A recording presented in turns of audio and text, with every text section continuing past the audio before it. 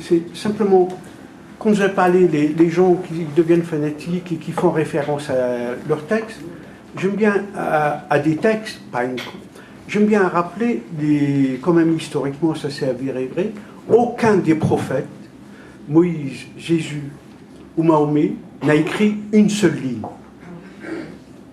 N'a écrit une seule ligne. Ce sont toujours ceux qui sont venus après le décès de ces prophètes, que les autres ont écrit ou prétendu rapporter ce que leur prophète a dit. Et c'est rappeler quand même ce paradoxe. Ça veut dire qu'au moment de la prophétie elle-même, même si effectivement vous avez dit il y a des tensions, il n'y avait jamais eu des meurtres de masse. Il n'y a jamais eu de leur vivant des meurtres de masse. Ce sont ceux qui se considèrent héritiers à partir de textes que d'autres croient rapporter, qu'on crée cette distanciation, appropriation, débouche à des invisibilités qu'on ne sait pas encore analyser. Mais c'était le cas de Socrate aussi. Socrate n'a rien écrit. C'est Platon, mais bon, heureusement, Platon, c'était quand même... apparemment...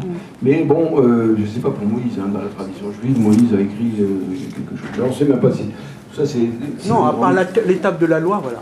Bon, en tout cas, vous avez raison. Les héritiers... Les héritiers croient avoir mieux... Parmi les héritiers, il y a certains qui pensent avoir mieux compris que les autres. Ils savent, c'est eux. Lacan, c'est eux. Sauf qu'il y a maintenant 7 ou 8 personnes qui sont Lacan, c'est eux. Freud, c'est moi. Pas moi. Hein, il y a des gens qui pensent que, voilà. Donc les héritiers verrouillent l'enseignement. Bon, c'est ce que Lacan avait appelé la SAMUDA, la Société d'assistance mutuelle contre le discours analytique. C'est-à-dire que des gens veulent se poser comme... D'abord, c'est un business, vous comprenez, c'est un marché aussi. Je détiens le truc et je détiens le marché. Bon, peut-être que ce n'est pas la seule raison. Ben, il y a un peu de ça aussi. Hein. Donc, parmi les héritiers, il y a des gens qui pensent qu'ils sont les vrais détenteurs de la vraie croix. C'est pour ça que quelqu'un, l'Argentin, a écrit un livre, 2 Argentins ont écrit un livre disant « La psychanalyse n'avance que dans sa périphérie ». Lacan était un périphérique, il a été exclu. Mais dans les institutions lacaniennes, ce sont les périphériques, ceux qui n'appartiennent pas aux chapelles, qui sont peut-être les plus productifs, moi par exemple. En toute modestie. Je plaisante. Mais bon, on rêverait d'un autre type de rapport que ces rapports d'autorité, de chapelle.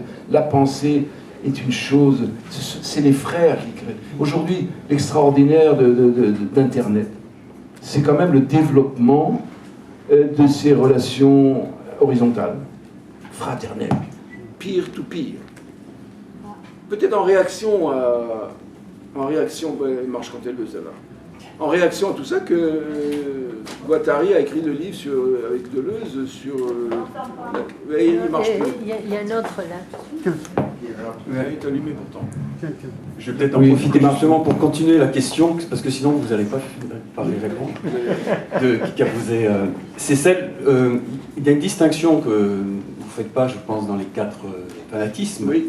C'est celle dans la religion où ceux qui parlent disent qu'ils ont une parole, la parole révélée. Et cette notion de révélation d'une parole qui vient d'un ailleurs, qui vient de Dieu, on ne la retrouve pas dans les autres fanatismes.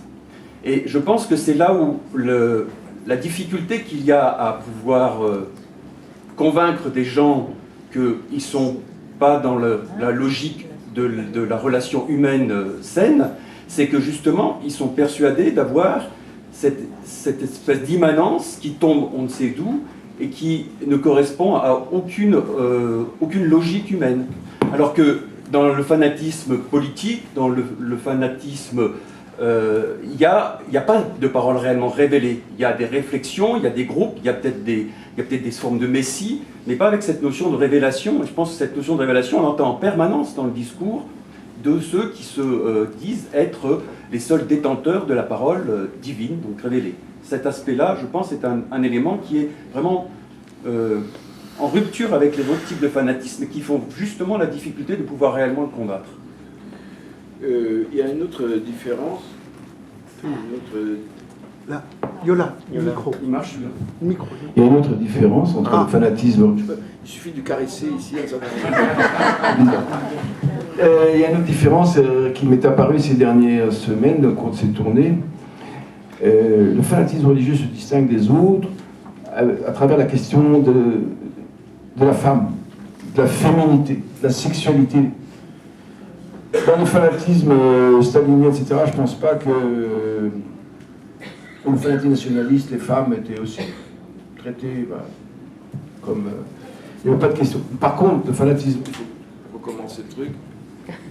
Dans le fanatisme religieux, bizarrement, toujours, la femme est mise de côté. La femme est mise sous voile, elle est mise... il ne faut pas la voir. Il faut pas la voir. Il y a même en Israël des femmes qui ont adopté la burqa. Et même des burqas, encore plus burqa que la burqa, puisqu'ils n'ont même pas 2 yeux. Parce qu'on ne sait jamais, les yeux d'une femme, c'est terrible, c'est extraordinaire, un regard de femme. peut séduire. Hein.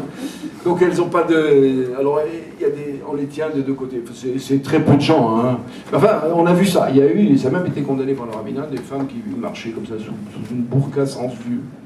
Jusqu'où les bonos chez leur lame, comme disent les rabbins, jusqu'où de la folie peut aller.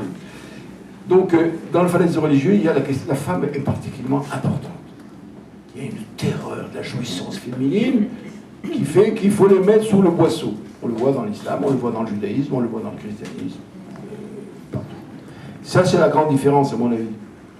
Parce que l'histoire de la révélation, vous savez, Marx apparaît quand même, c'est quand même une révélation. On a trouvé le mécanisme l'exploitation, la plus-value, c'est pratiquement un texte religieux. Et si vous n'êtes pas d'accord avec les idées, vous êtes un révisionniste. On a lutté contre le révisionnisme. Je ne sais pas si vous connaissez ça, mais moi j'ai bien connu les textes de Lénine, tout ça, sur le révisionnisme des sociodémocrates, qui sont pires. Vous savez qu'en France, on n'en finira pas, mais il y a un type en France qui a un moment donné, de lucidité, qui a dit dans les luttes, la lutte c'était, il fallait détruire les socialistes, c'était plus dangereux que les fascistes. Je ne sais pas si vous savez ça. Ce qu'on appelait classe contre classe. Parce qu'ils étaient contre... C'est une sorte de vérité absolue. Ils n'étaient pas léninistes, donc ils étaient révisionnistes, donc il fallait les tuer avant. Il y a un homme qui a compris ça, qui a été en Allemagne. Vous savez qui c'est? Non. Il s'appelait Doriot. Il a été exclu du Parti communiste. De rage, il est devenu nazi. C'est pour vous dire. L'histoire était extraordinaire. Moi, j'ai l'histoire de Doriot. Enfin, d'autres questions? Bonsoir tout le monde. Mekni Mohamed, on a un point commun à la Tunisie. Ah, l'islam, ciao. On parle en yiddish. Simplement, je me pose la question, vous avez cité 4 fanatismes, vous êtes arrivé au fanatisme de la religion, mais moi je me pose la question s'il n'y a pas le plus gros des fanatismes, c'est le fanatisme de l'argent, du posséder. Lorsque je pense qu'actuellement, comme on a vu dans les journaux, 65% de familles ont la moitié des richesses du monde. 89% même. Non, enfin, j'irai pas jusque-là, mais simplement, est-ce que c'est pas ces fanatiques-là, entre guillemets, qui nous balancent pas des os à ranger, si j'ose dire, sur le fanatisme de religion, sur le fanatisme de tel et tel, mais en attendant, on oublie l'essentiel, qui est le posséder et celui qui veut partager. Voilà ma question. C'est pas une question, c'est une proposition. Proposition. Donc il y aurait une 5e forme de fanatisme, celle de l'argent. Oui. Oui. Oui. Merci, ça enrichit le débat. Sauf qu'il y a quand même quelque chose dans votre proposition auquel il faut faire attention. J'en ai pas parlé.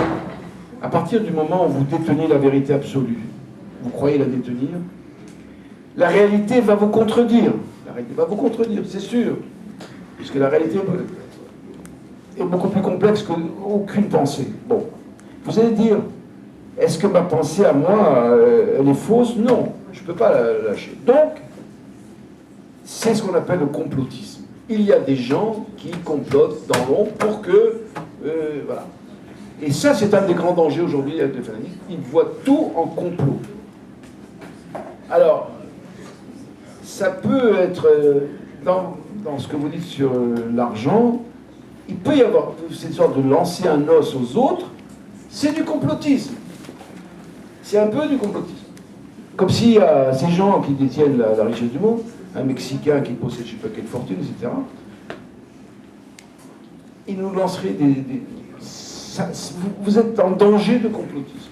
Oui. Donc, quand vous avancez cette idée, il faudra la nettoyer un peu pour éviter ce risque. Parce que cette idée de complotisme est une catastrophe intellectuelle que Karl Popper avait déjà dénoncée il y a déjà quelques temps.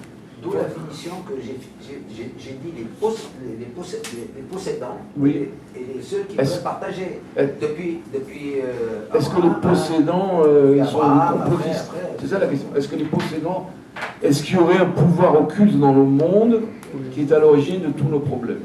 Ça, je ne peux pas marcher là-dedans. Nous sommes assez cons pour nous faire la guerre sans complot, je peux vous l'assurer.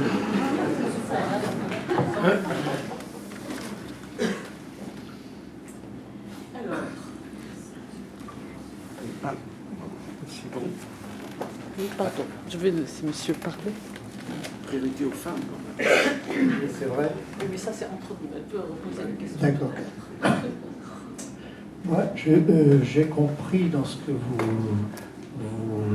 avez dit que le fanatisme est une maladie chronique.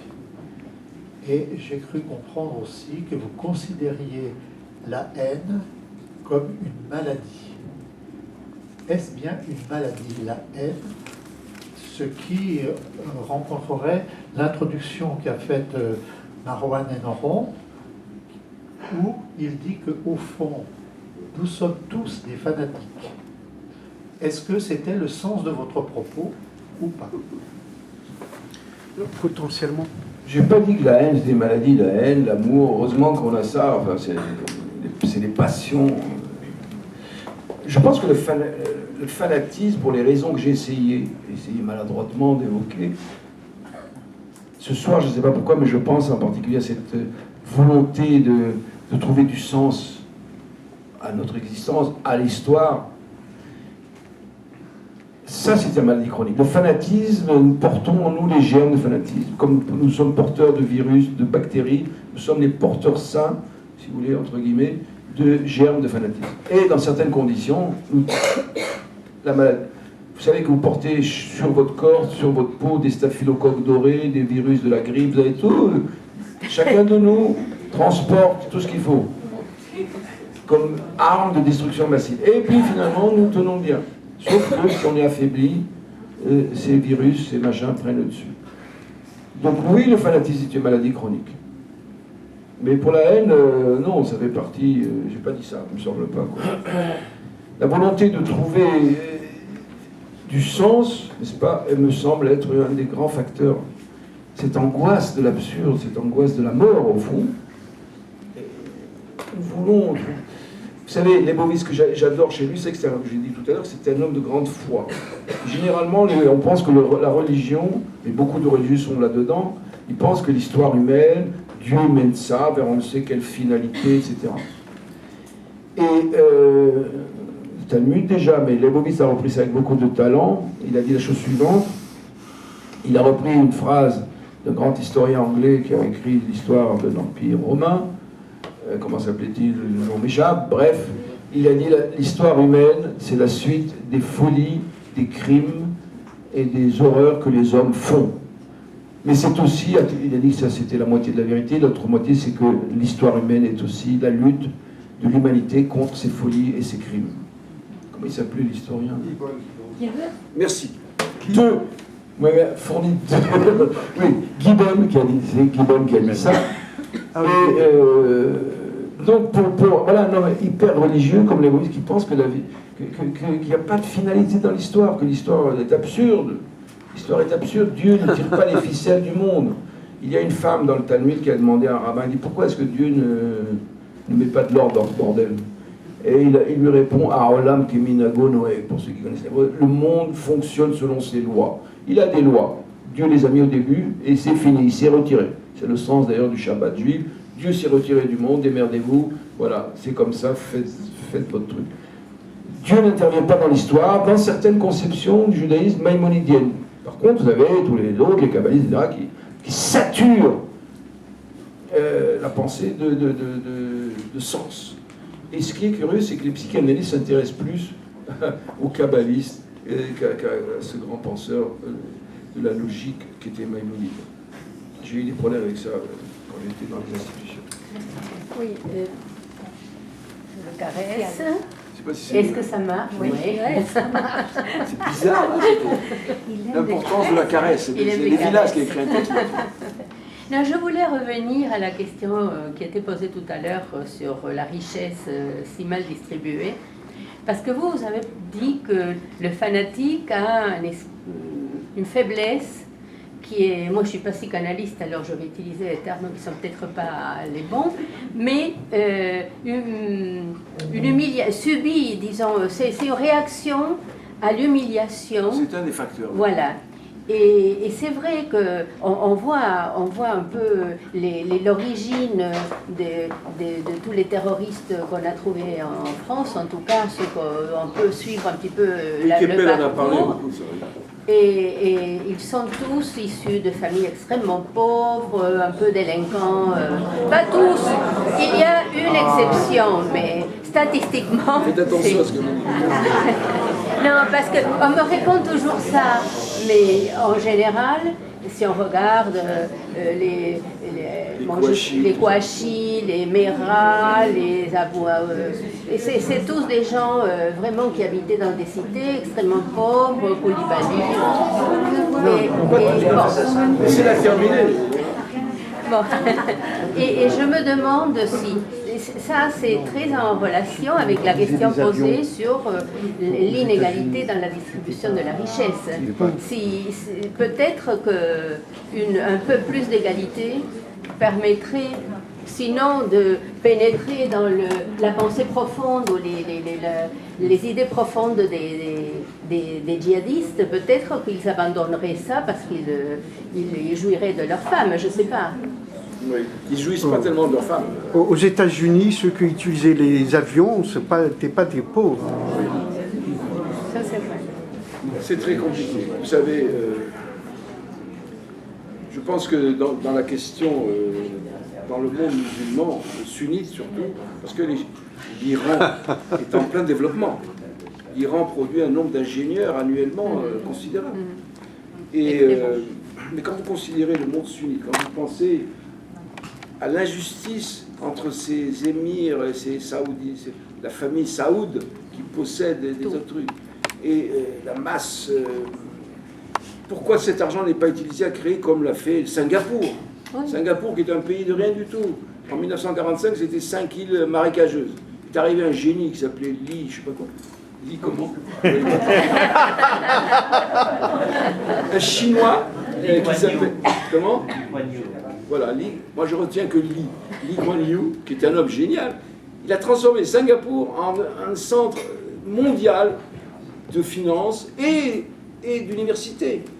Pourquoi est-ce que tout l'argent du Qatar, de l'Arabie Saoudite, au lieu d'acheter ce Paris Saint-Germain et ces conneries ils veulent acheter mon école de Grignon bientôt là, ça, on est en plein. Pourquoi ils ne font pas une grande université équivalente à celle de Singapour? Pourquoi? Vous allez jouer... Il y a de quoi devenir fou. Moi je pense que beaucoup de... D'ailleurs, aucun n'a le droit d'aller... L'Arabie Saoudite, c'est certainement le prochain pion qui va tomber, à mon avis. Ils sont très fragiles aujourd'hui. Oui, il y a un jeune homme là-bas. Mais le monsieur a raison, hein, c'est sûr. Oui, bonjour. Alors, je me présente, je suis Thibault Logny, je suis psychologue clinicien. Mais vous habitez où? Vous êtes là-bas. Je vais parler sans micro. Le micro. Oui. Alors, ça marche. Bon. Donc, je m'appelle Thibault Logny, je suis psychologue clinicien. Et je suis content de connaître quelqu'un qui a connu Lacan. Enfin, de connaître, d'avoir entendu. Oui, je l'ai bien connu. 12 ans, tous les jours. Ça crée des liens quand même. Voilà. Et alors, vous n'avez pas parlé de ce que Lacan appelait les non-dupes, qui sont des... Les non-dupes, c'est justement ces sortes de... Ce sont des gens qui ont tout compris. Voilà. Et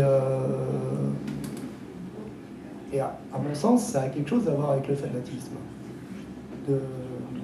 le sentiment d'avoir tout compris, le sentiment d'avoir reçu, on va dire, un savoir divin. Hein. Est-ce que, enfin, voilà, est-ce que vous avez étudié le sujet? Est-ce que vous pourriez en parler un tout petit peu? Écoutez, les non-dupes, je prétends que c'est grâce à moi que ce séminaire existe. Alors, j'ai raconté ça dans mon livre. C'est pas tout à fait ce que Lacan disait sur les non-dupes. Il marche pas. J'ai beau le caresser, il ne peut plus marcher. Mais on récupère l'autre, peut-être. Pourtant, il est allumé, il est vert, il a tout ce qu'il faut. Non, il marche pas. Shay. Donc, ce que disait Lacan, c'est que nous vivons une époque, à cause de la psychanalyse, que nous avons un certain savoir sur notre inconscient, sur notre désir. Et nous pourrions refuser d'être dupes de notre désir. Alors que les non-dupes, ces gens qui pensent qu'ils sont au-dessus de ça, ils sont, comment on pourrait dire, ils ne sont pas naïfs, ils ne sont pas dupes de leur inconscient, ils se condamnent à l'errance. Il faut accepter la loi de son inconscient, accepter de vivre selon son désir. C'est dur de vivre selon son désir. Le désir lacanien, c'est pas le caprice. C'est pas, tiens, j'ai envie d'aller manger, j'ai envie d'avoir une aventure avec telle personne. Le désir, c'est une loi d'airain pour laquelle vous devez payer cher. Vous devez renoncer à beaucoup de jouissances. C'est ça le désir lacanien. On dit, qu'est-ce que je vais m'emmerder avec ce truc? Je vais vivre au jour le jour, pépère. Voilà. C'est ça le non-dupe. Je ne pense pas que ça mène à la boboterie plutôt, à mon avis. Hein. C'est plutôt les bobos qui sont les non-dupes. Dernière question. Tiens, ça y est, ça remarche. Un peu capricieux ce micro. Très capricieux. Oui, il me semble que le point de convergence entre tout ce que vous nommez sous cette dénomination de fanatisme, c'est le totalitarisme. C'est-à-dire une explication univoque du monde, du devenir de l'humain, et avec son corollaire de paranoïa, de forteresse assiégée, que j'ai connu moi aussi, et de prendre l'angle du totalitarisme, c'est aussi introduire des notions de pouvoir, de domination, d'assujettissement, de bénéfices, cela très concret, que l'on peut en retirer et qui finalement permettent de relativiser et les religions laïques et les religions spirituelles dès lors que on peut penser qu'en définitive l'objectif in fine c'est d'instaurer un rapport de domination, un rapport de pouvoir, l'idéologie servant de prétexte dans cette démarche de conquête et d'assujettissement. Qu'en pensez-vous? Ben je suis d'accord, le mot totalitarisme et fanatisme pour moi sont synonymes. Donc vous avez absolument... vous avez raison, je suis d'accord avec vous. J'ai employé ce mot parce que le mot fanatisme... bon, je sais pas. Celui-là a l'air de marcher. Le mot fanatisme, bon, l'étymologie, c'est pas forcément très important, mais quand même, quelquefois, oui. Le mot fan veut dire le temple. Le sentiment fanatique est un sentiment religieux.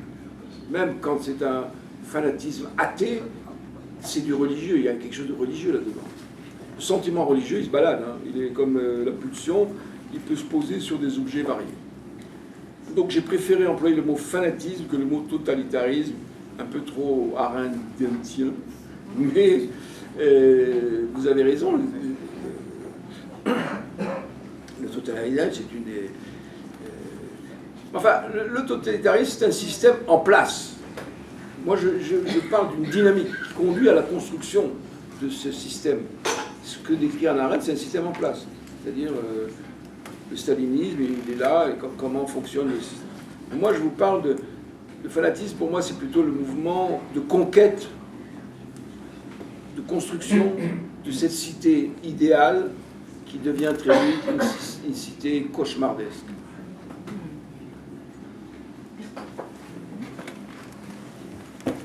Bon. On me